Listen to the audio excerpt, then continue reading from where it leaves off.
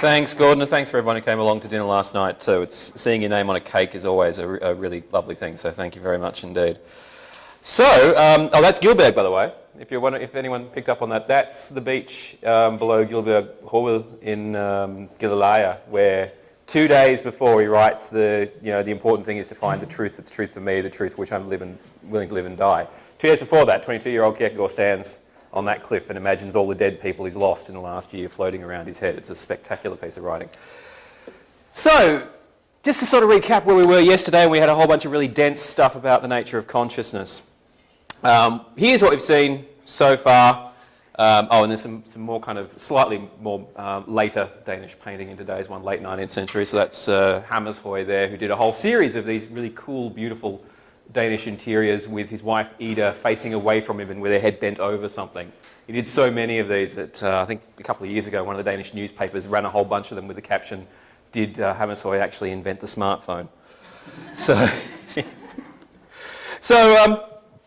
we saw that, we saw a bit about the structure of consciousness. We saw that there's this tripartite structure that seems to recur all the way through Kierkegaard's discussions of both consciousness and selfhood. We saw that consciousness for Kierkegaard is constitutive of selfhood and is also seemingly a scalar concept, as is selfhood itself. That is, selfhood admits of degrees somehow.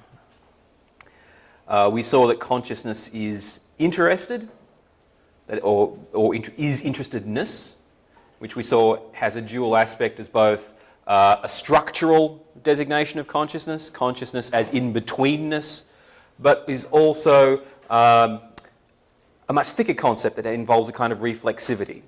Consciousness as involvement in, concernedness in the collision between these disparate elements, ideality and reality, and so forth. And we also saw that this tripartite structure of consciousness and of selfhood in Kierkegaard doesn't reify the self into an ego pole. Right? That is, we don't end up with a thing called the ego that sits there and relates the disparate elements of body and mind, or eternity and finitude, or actuality and reality. Rather, it's just the case that the self is that relation relating to itself, having this kind of reflexive dimension. Right, so there's no homuncularism going on in Kierkegaard. So philosophers of mind like to talk about homuncularity, this idea that the mind is a kind of little person sitting in your head, looking at things and making decisions, but that just pushes the mind back one level, because then you've got to explain the homunculus's mind. So there's no homunculus going on in Kierkegaard's picture. There's no little man in the head. Okay. And we also saw that one way to try and make sense of this, and the way that initially seems to make the most sense, is to say that this means that the self, or the ego, comes into existence as through a process of self-reflection. Right? So it's when we're thinking thoughts about ourselves, thinking I thoughts, that somehow this self comes about. That, to use that sickness unto death phrasing, the self relating to itself involves thinking about yourself, thinking I thoughts, explicitly making yourself into an object of awareness. Now, as you're going to see, I think that's wrong. Right? I don't think that's what Kierkegaard's saying. But I don't think he's saying we need to be walking around having I thoughts all the time. But I'm going to have to explain how. And that's made somewhat difficult by the fact that reflection does play a crucial role, undeniably, in both self-constitution and in ethical action for Kierkegaard. So the Sickness Unto Death says quite openly, the self is reflection. Likewise, you get these other texts in which there's a kind of reflective process of differentiating yourself from the world, from society, from norms and expectations and so on, to thereby recover the self that you are. So in the Upbuilding Discourses and the Discourse Strengthening the Inner Being, we're told that the inner being owes its existence to a concern, Bekymring, by which it differentiates itself from its environment. And of course, in either or, Judge Wilhelm tells us that you become a self by distinguishing yourself from your immediacy, becoming what he calls a naked abstract self, which must then immediately reclothe itself in its facticity, if you like, its concrete specificity, but does so in this sort of new way, having distinguished itself from all of these things. So you distinguish yourself from the world and then reappropriate that self that you've distinguished yourself from. And of course, the sickness unto death classically tells us that selfhood is constituted by a process of self-relation, which, again, in passages in there does seem like it's a reflective process, a process in which you're somehow reflecting on yourself. But of course, and that's Eckersberg, one of his portraits of middle-class Jewish life in Copenhagen in Kierkegaard's time. Kierkegaard's also notoriously wary of reflection, right? He has some very critical things to say about reflection.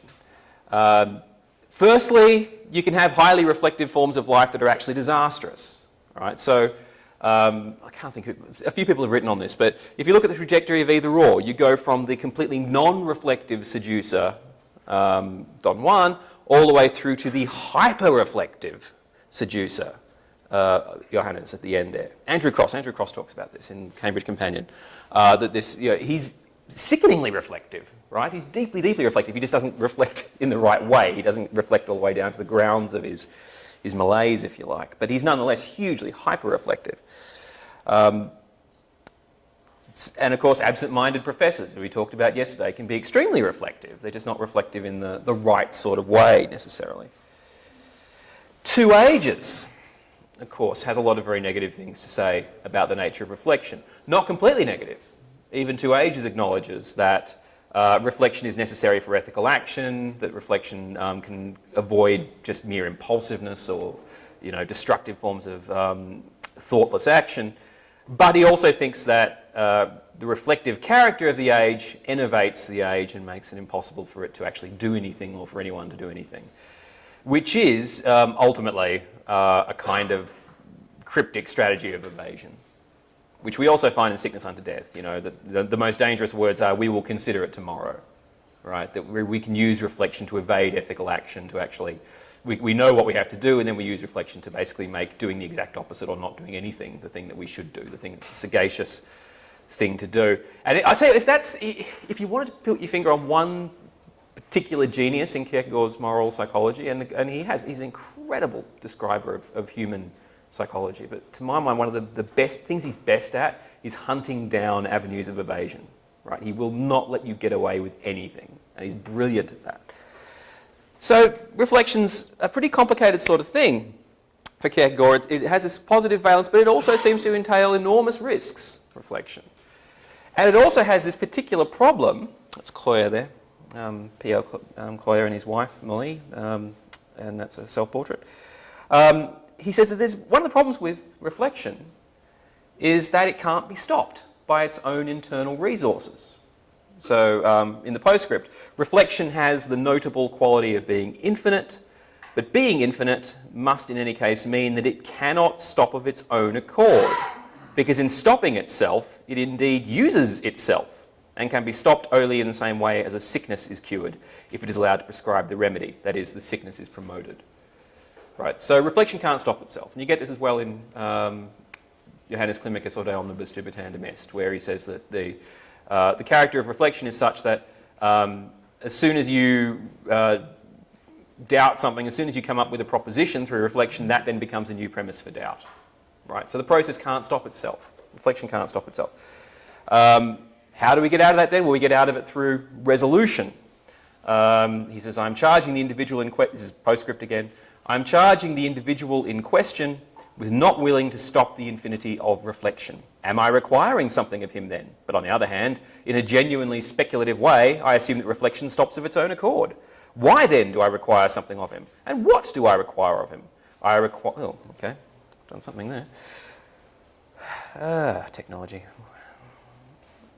That's okay, we've got that back, good. What do I require of him? I require a resolution. And in that I am right, for only in that way can reflection be stopped, right? So reflection can only be stopped by resolution, but that seems to imply that there's something kind of almost irrational about resolution, or extra-rational, we might say, right? It's not pure reason itself through reflection working itself out and coming to its natural resting place. Rather, we have to somehow, subjectively, through an act of volition, bring reflection to a close. And that seems like we're almost getting into that kind of existential Sartrean type moral psychology according to which decision is always fundamentally irrational because it's never determined by the reflection that goes in front of it or comes before it, which we probably want to steer clear of to a certain extent. So it seems like we have a problem, right? Of course we do. This is Kierkegaard. Of course we have problems. It seems like we have a problem. Reflection is necessary for self-constitution. You can't be a self without somehow reflectively disengaging yourself from the world of immediacy and thereby individuating yourself. It's only by reflection that we can separate ourselves from our environment and understand ourselves as distinct beings. And we've said also yesterday that consciousness is the actuality of reflection, so there can't be any consciousness without reflection. Okay, so that's on the good side of the ledger for reflection. But well, we've got at least three problems that seem to emerge here. Firstly, and we sort of talked about this yesterday, if consciousness and self-constitution consists in thinking about yourself, thinking I thoughts, thinking thoughts the propositional content of which is the thinker, then it seems like we're only intermittently conscious. And if consciousness is constitutive of selfhood, then we're only intermittently selves. We're only selves when we're thinking about ourselves. And as I say, there are some philosophers of mind who would accept something like this. I think it's probably deeply problematic though, right? It means that selfhood is constantly stopping and starting. I don't know if that's a position that we want to buy into. Let's call that the ontological problem that arises here. Second problem is an ethical problem. Reflection is an expression of our emplaced existence structurally. We're in the middle of things, we're caught up in medias res, and therefore we're interested in it, we're involved in it. But reflection, as the abstract philosopher shows, as Johannes the Seducer shows, reflection can also be used to take us out of our emplaced position in the world, to try and make us abstract, to try and make it appear to ourselves that we're not existing emplaced beings. But and I tell you, a lot of philosophers like to do this, still like to do this today. They want to pretend that they're somehow ciphers of pure reason rather than emplaced, morally subject beings, right? And also suggests that so reflection can drag us away from our emplacement, our concrete ethical emplacement, into abstraction. And moreover, if we need to be thinking about ourselves at all times in order to be selves, that seems to suggest that other directed ethical action would be impaired. I'll say a bit more about that, but it seems like our ethical action would no longer be directed towards the other for the other's sake, but would rather be mediated through our own self-concern. So if I go to help somebody, I'll be thinking about myself rather than thinking about that other person. I will say more about that. Call that our ethical problem.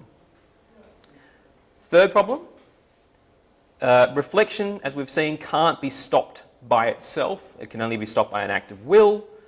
So reflection itself, it seems, can't instigate action. So that seems to create a gap between reflection and action. That seems to create a, which might trouble us, this problem that it seems like somehow there's the link that we want to be there between reflection and decision and action is somehow broken in a way that seems to call the rationality of action into question. It can make action appear to be arbitrary. Frictionless spinning in a void, as Sartre was accused of. So call that our agental problem. So three problems that have arisen. Now you might say, we can fix this easily. We can go and have a look at what Climacus says about subjective reflection. Right? There's a distinction made in the postscript between objective reflection and subjective reflection. So here it seems like if we just want to say objective reflection bad, subjective reflection good, we can maybe solve some of these problems. And I do think part of the answer here is going to be found in postscript, but I don't think it's as simple as that.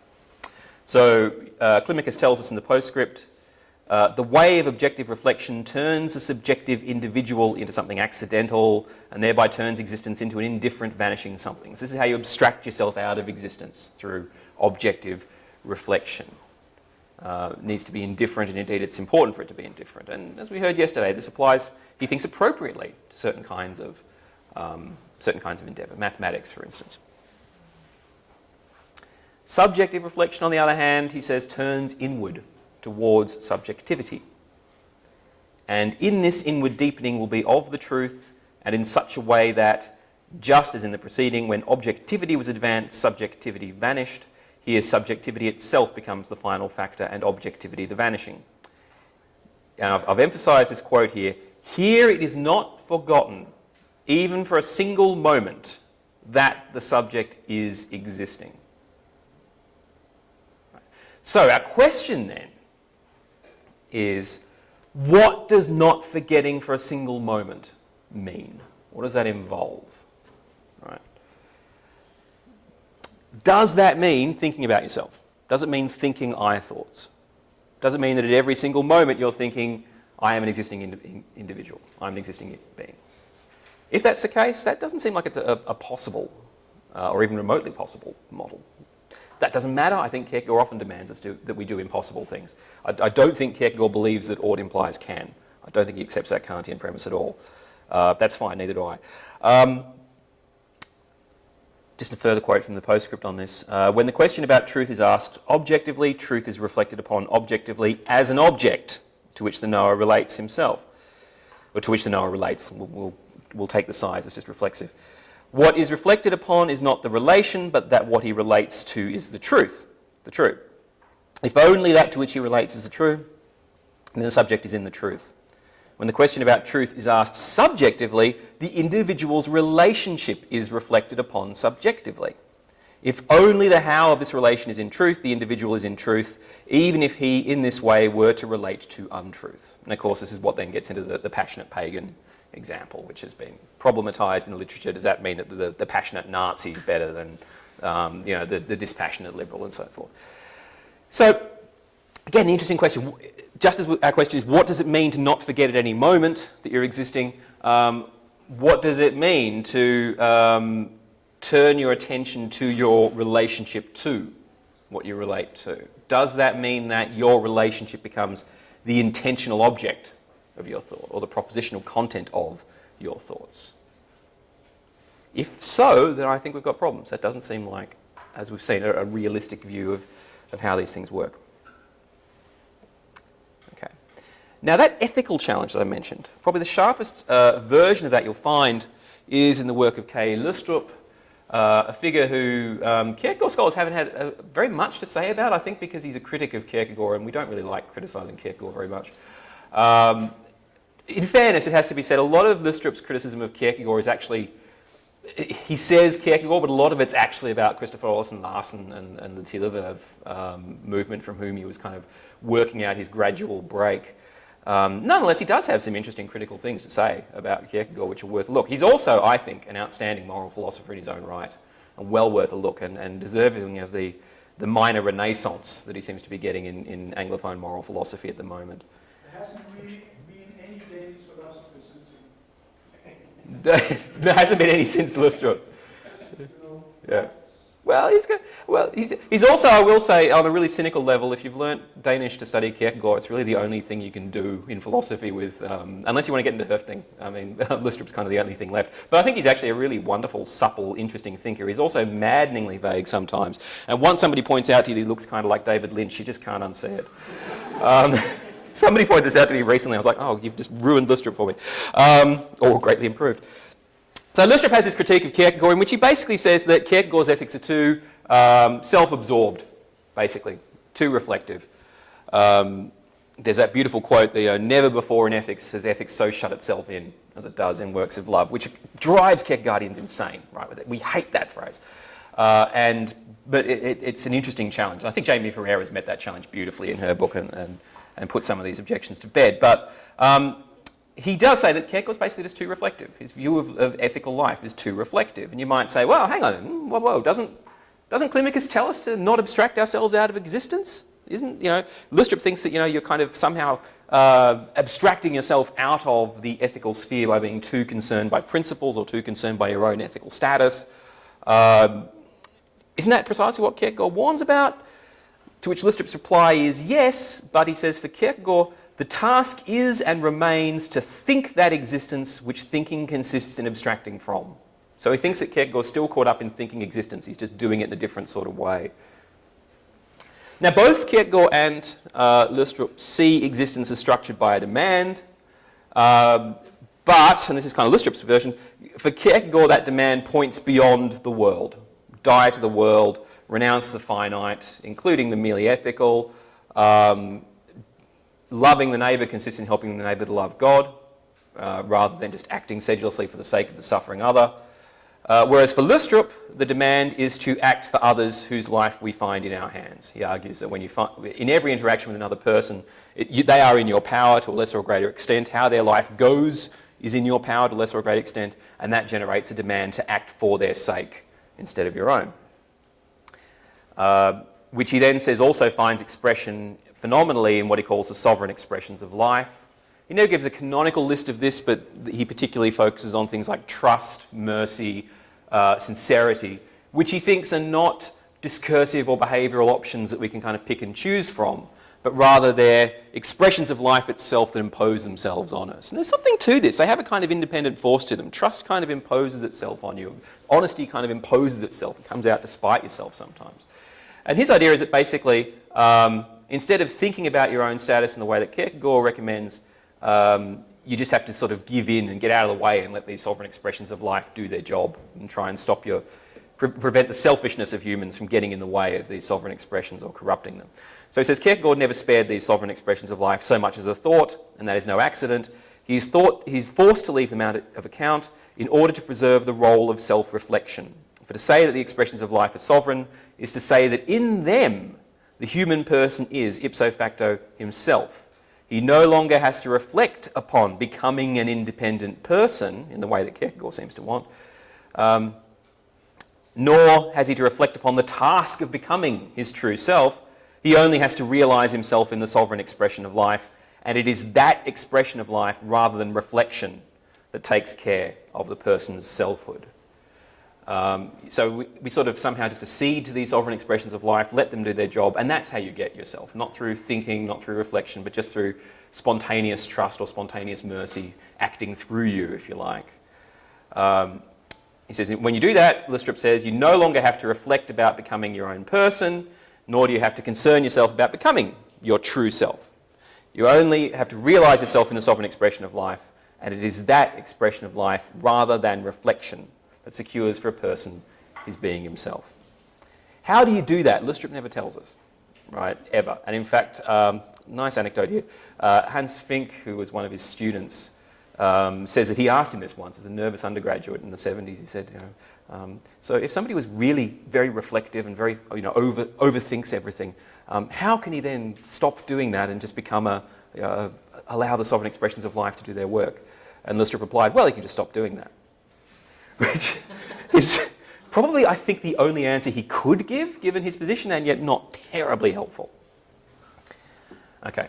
But it does nicely pick out two very different kind of poles, if you like, in how we might evaluate both selfhood and ethical action. According to one pole, selfhood and ethical action are all about reflection and rational agency via reflection, right? So a kind of Kantian pole. Consciousness is impersonal, the ego only arises reflectively on the ontological level, so it's only by thinking about ourselves that you construct a self. Action is only ethical when it's reflective.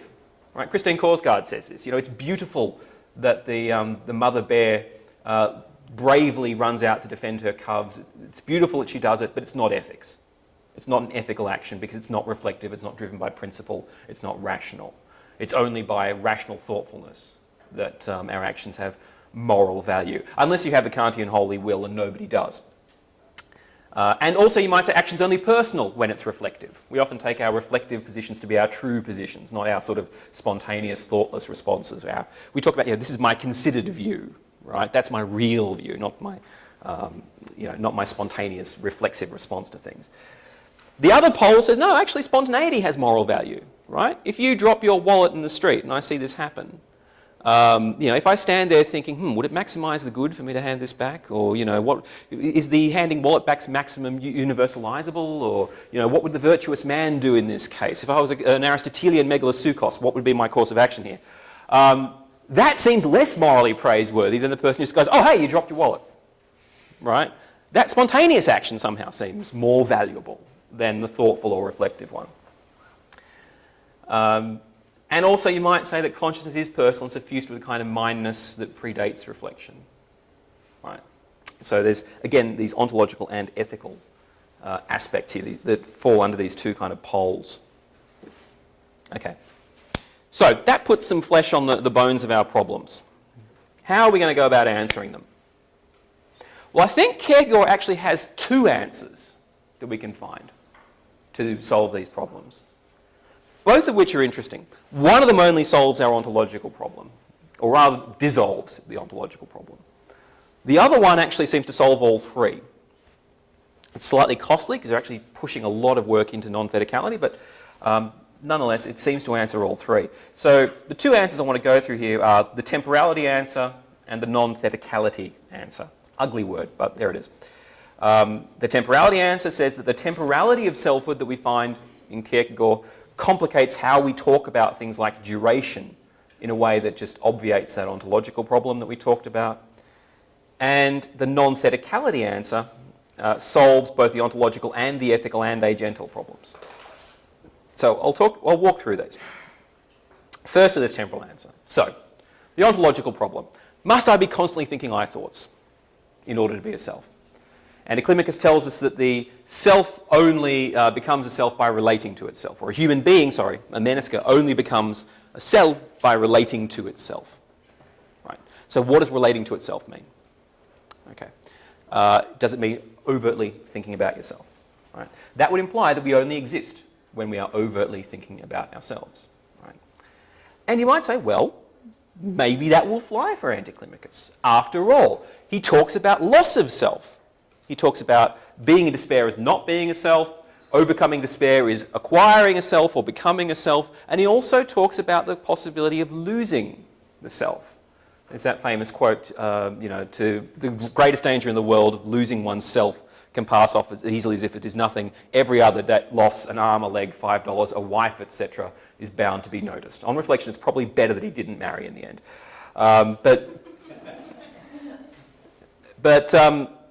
So he talks about loss of self, right? So that might make sense. Maybe what we say here is right. The self's relating to itself when it's thinking about itself, and that's when you are a self. If you stop thinking about yourself, you cease to be a self, and then you become a self again when you start thinking about yourself.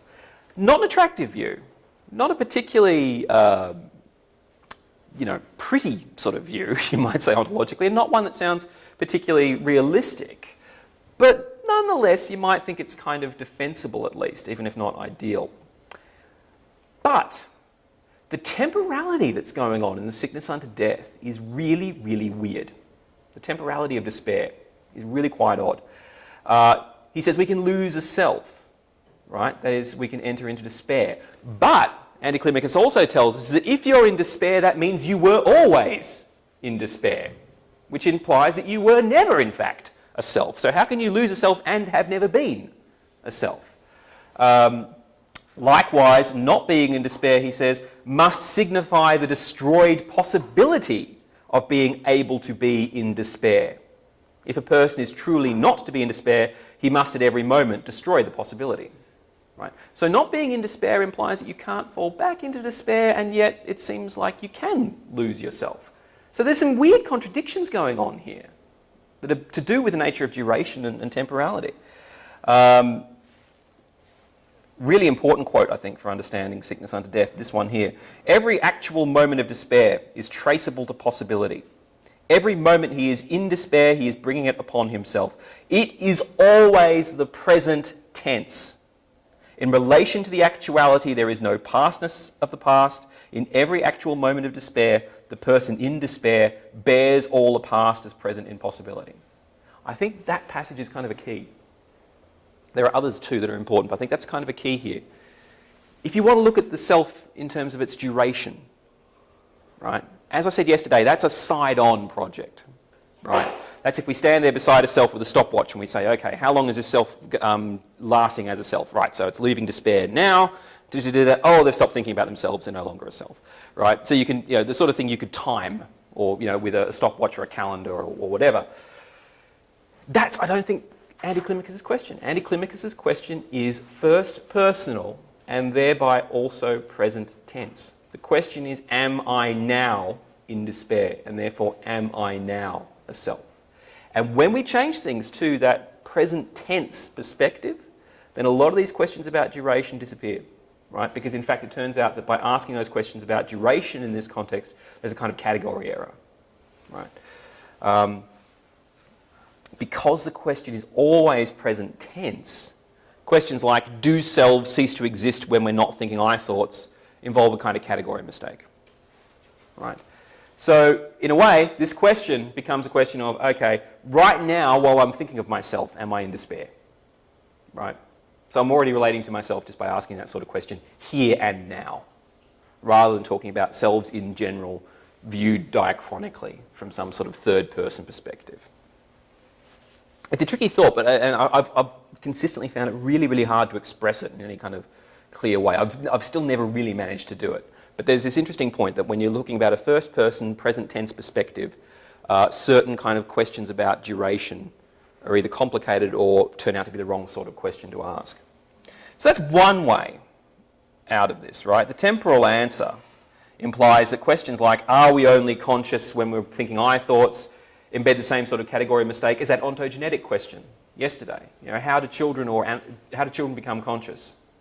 Wrong sort of question for Kierkegaard. The question that Delmnibus de Tandemesque is really asking about is my consciousness. Not my consciousness in me specifically, but as in each of us as consciousness. And by the time you're asking about conscious, you're already conscious. You're already a mediated thinking being. So that ontogenetic question might be a legitimate question for, say, developmental psychology, but it's not actually a legitimate question for the sort of philosophical project that we're undertaking here. Because it's a from the inside project, if you like. It's a first person from the inside project. And so the sort of question, are we only conscious when we're thinking about our I thoughts, doesn't really have any bite to it, because as soon as you're thinking that, you're already thinking I thoughts, right? You're already thinking about yourself. So that makes a good deal of sense, I think, of the temporal claims you get in The Sickness Unto Death and elsewhere. But on it, and you can find an elaboration of that in my book, The Naked Self, but on its own, it won't answer those ethical and agental problems, just the ontological one. So let's turn to the non-thetic answer. Let's go back to that question. What is it to think death into every moment? Well, what is it to never forget that we're existing? Well, let's look at a parallel question that arises from the postscript, but also from At a Graveside, which I think you're looking at later today, where we're told that we need to think death into every moment. What is it to think death into every moment? Does it mean that you need to be walking around constantly thinking, oh God, I'm going to die one day, right? I do that, and I don't recommend it. But, and indeed, neither does Merrill Westphal, right? So he says at one point in his 96 book, under this impossible, morbid, and no doubt immoral scenario, whenever offered a penny for my thoughts, I could answer, I am thinking about my death and immortality. Right? That doesn't seem right. It doesn't seem that thinking death into every moment should mean making your death the intentional content of your thinking at every moment, or the propositional content of your thought. So death then has to be part of every thought somehow, without every thought being about death on the level of propositional content. I think we find a model of that elsewhere in the postscript, where he says that the subjective thinker works through himself in his thinking about his own existence, consequently that he actually thinks what is thought by actualizing it, consequently that he does not think for a moment, now you must keep watch every moment, but that he keeps watch every moment. Right? So the thought, I must keep watch every moment, is not expressed by sitting there thinking, I must keep watch every moment. It's expressed and appears but in a non-thematized way, in simply keeping watch every moment. The watchfulness expresses the I must keep watch every moment thought, without you sitting there thinking, must keep watch, must keep watch, must keep watch. I've been thinking about this since I've been here, because with the jet lag I've had really bad insomnia, and I've been thinking about, lying there thinking about Levinas talking about insomnia as the experience of pure being itself, that it's, was it called it vigilance without an object. Yeah, it's keeping watch every moment, but not for anything in particular. Okay. But also you'll notice something about that. This keeping watch every moment has this kind of interesting immediacy to it. You don't have to think, this is my task, I must do it. You're just kind of doing it. And you're not thinking about yourself overtly, but you're built into it. Another way to come at this thought is to have a look at the way Kierkegaard uses mirror metaphors. Mirrors are a really powerful metaphor because mirrors are an example of instant self-recognition. Right? When you see yourself in the mirror, you don't have to think, that's me in the mirror. Unless under very unusual sort of circumstances, like, if you don't recognize yourself, or there's some, bizarre setup with different mirrors, or you're in the position Ernest Mark describes, where he sees a disheveled man reflected in the window on the bus and thinks, oh, that poor fellow, and then realizes, oh, wait, that's me, right? But generally speaking, when you see yourself in the mirror, you just see yourself. And very often it's also an immediately reflexively self-evaluative experience. I look terrible, or whatever.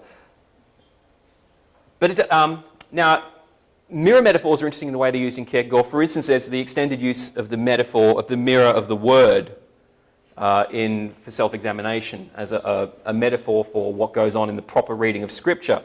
You must see yourself in Scripture, see yourself in the mirror of the word, even though that mirror, so to speak, doesn't contain you in any kind of overt sense. There's no one with your name and your description running around in the Gospels.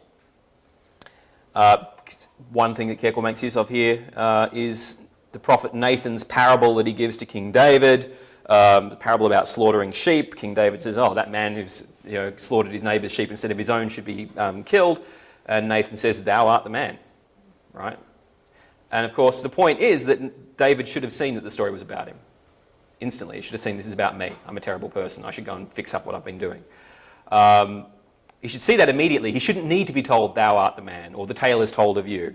We shouldn't need these sorts of reminders, and the fact that we do implies a kind of failure, even though we're not figured propositionally in those content. The story is not about David, the story is about the slaughtering of sheep. And in works of love where this is discussed, this is a quote, what the prophet Nathan added to his parable, you are the man, the gospel does not need to add, since it is already contained in the form of the statement and in its being a word of the gospel. Further ahead, beside every word in the holy books, a disturbing notice in invisible writing confronts the reader that says, go and do likewise. Right.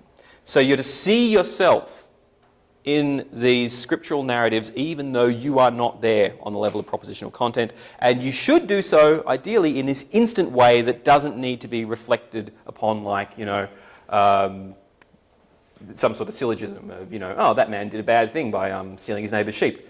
I did a bad thing recently, therefore I am subject to the same judgment. You shouldn't need to be thinking about yourself like that. You should just instantly see your involvement in these things. So mirrors are a paradigm of immediate self-recognition, as I say, but we fail. We need these, unlike in a mirror where you just instantly see yourself, we fail to just instantly see ourselves in these scriptural narratives, partly because of our temporal structure, as much as anything. It takes time for us to see ourselves, realise what we should do, repent of our bad actions, and then go and fix it up. Which is why in Concept of Anxiety, Halfniensis endorses Fichte's claim that we have no time for repentance. Because he says, yes, well, that's true in the sense that repentance must acquire itself as an object in as much as the moment of repentance becomes itself a deficit of action. Right? So the time it takes to repent is a new guilt, if you like.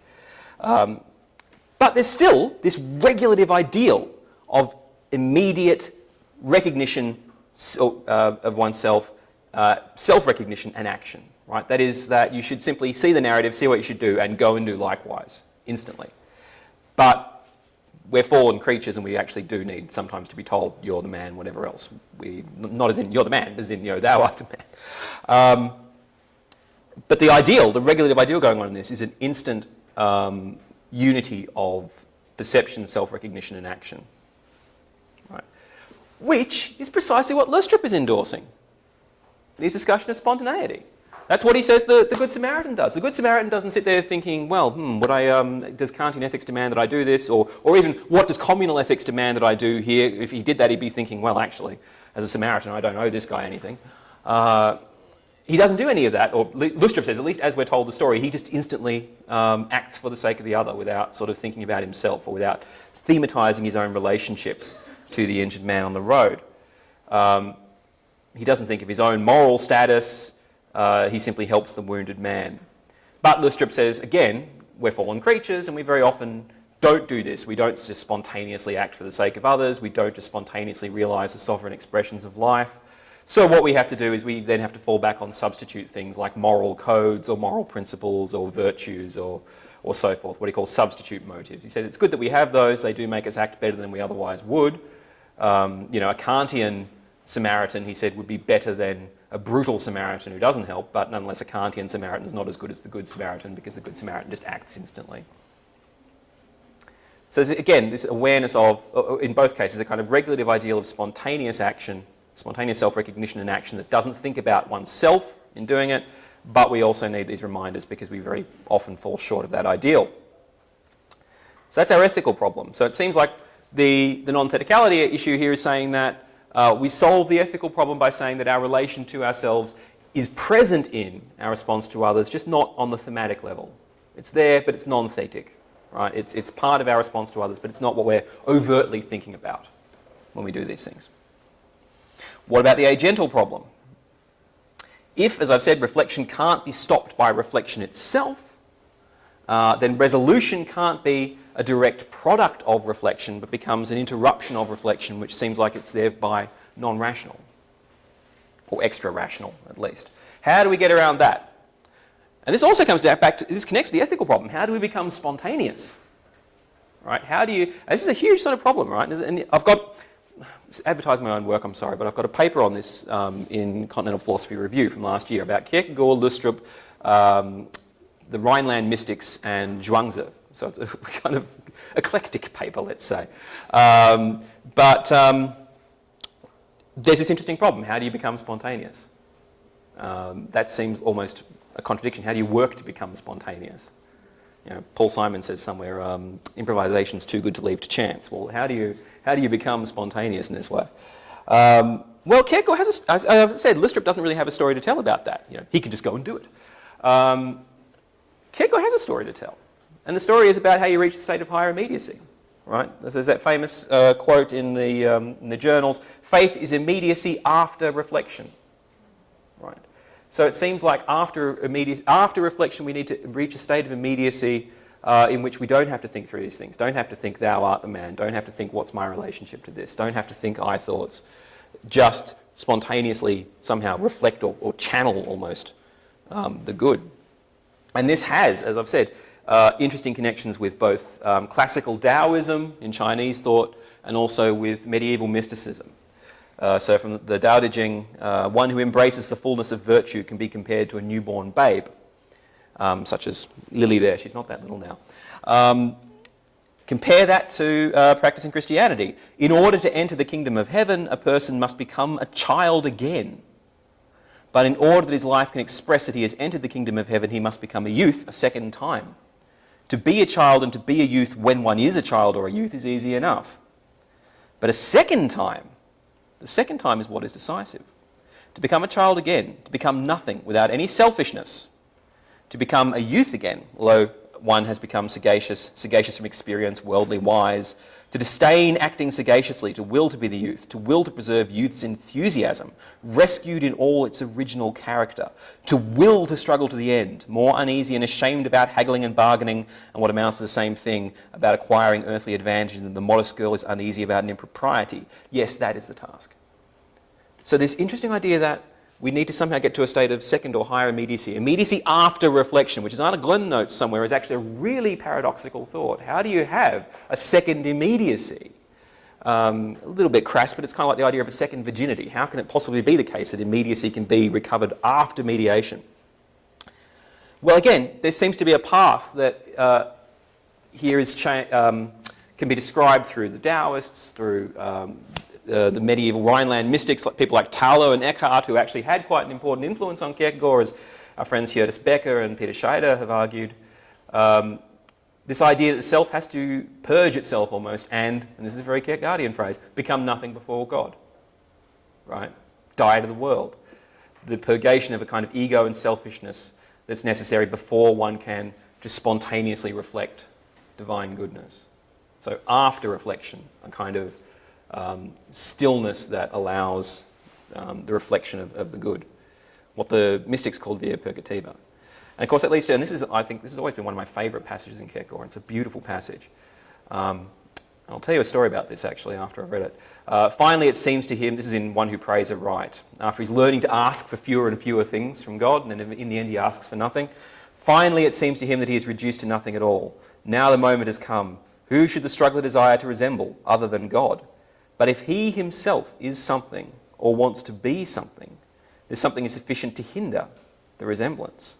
Only when he himself becomes nothing, only then can God illuminate him so that he resembles God. However great he is, he cannot manifest God's likeness. God can imprint himself in him only when he himself has become nothing. When the ocean is exerting all its power, that is precisely the time when it cannot reflect the image of heaven. And if you know anything about Taoist or Confucian thought, that image is so kind of evocative. Even the slightest motion blurs the image. But when it becomes still and deep, then the image of heaven sinks into its nothingness. I was at a conference on Lystrup and Kierkegaard in Aarhus in 2011, and one morning before the conference got going, a few of us were down by a harbour, and this is Aarhus on a November's day. It was, really quite sort of grey and dark, but it was dead flat. The water was the glassiest body of water I've ever seen. And George Patterson was there, and George said to us, he said, you know that passage about only the still waters reflect the heavens? He said, you only really understand that when you see bodies of water like this that Kierkegaard would have seen, that have that kind of incredible reflective capacity. Okay, so to wrap up, because I've banged on long enough, we end up with a series of both ands, right?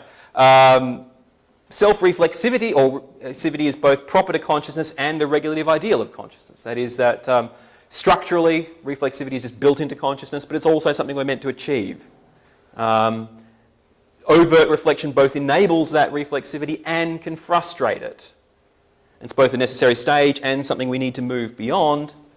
And the self is both a product of reflection and teleologically intended to go beyond reflection. So we end up with a series of interesting kind of tensions, which is precisely where Kierkegaard always leaves you, with a series of interesting kind of tensions. Nothing really gets resolved, but that's okay, as we've seen. For Kierkegaard, we are tensions living in tension, which is a pretty reasonable way to be, I guess. Probably better than the alternative. Okay, so that finishes up. I'll just conclude as I started yesterday by thanking the UTEC family for their generous support of these seminar series, and again thanking Gordon and Eileen for the opportunity to be here. As you've probably gathered, it's an enormous joy for me to come back here every time I do, and I hope for all of you it will also be a place of joy that you come back to again and again, as it's been for me. Thank you very much.